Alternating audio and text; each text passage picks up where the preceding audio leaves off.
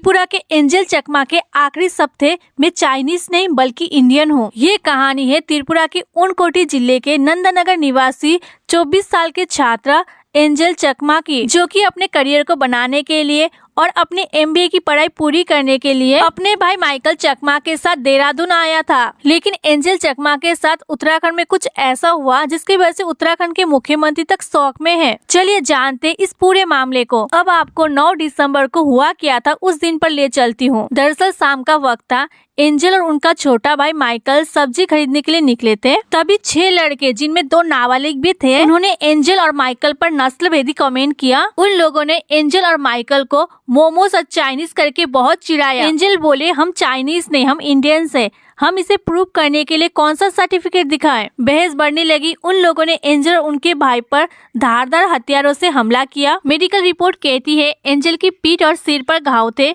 पैरों और शरीर का दाहिना हिस्सा काम नहीं कर रहा था। एंजल की रीढ़ की हड्डी और दिमाग में भी गहरी चोटें आई थी।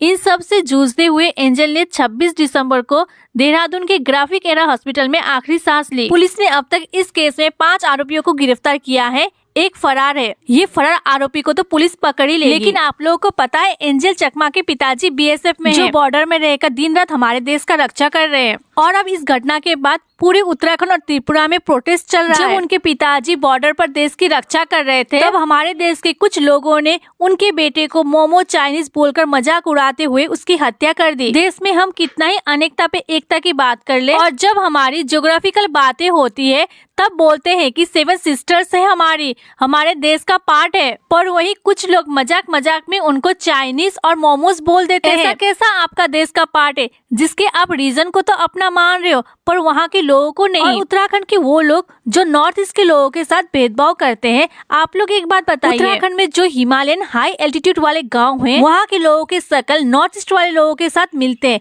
तो आप लोग कैसे ऐसा भेदभाव कर सकते हो? और एंजल चकमा के साथ जो हुआ ये पहला मुद्दा नहीं है। NHRC की एक स्टडी के मुताबिक यदि एथनिक टॉलरेंस की बात की जाए तो 54% नॉर्थ ईस्ट लोग दिल्ली शहर को सेफ और सिक्योर नहीं मानते। वहीं 67% नॉर्थ ईस्ट के लोग दिल्ली में रेशियल डिस्क्रिमिनेशन का शिकार हुए हैं। पर एक बात याद रखिए, ये जो मुद्दा है ये India versus north east people का नहीं है, ये मुद्दा इंडियंस वर्सेस रेसिज्म का है।